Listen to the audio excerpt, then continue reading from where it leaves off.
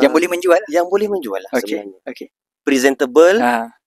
nampak kemas, and ada dia ada minta degree jugalah in a way. Engineering in any field. Okay. Masa tu. Okay, faham.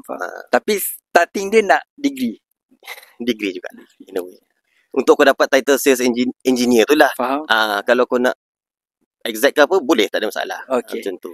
So dalam kerja kau ni kan, apa, ada dark side tak?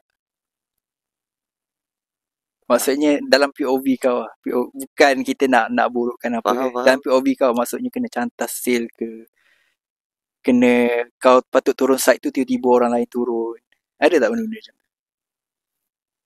Okay, dark side Dark side lah. Aku rasa dalam bidang kerja semua mesti ada. Untuk dia mesti ada.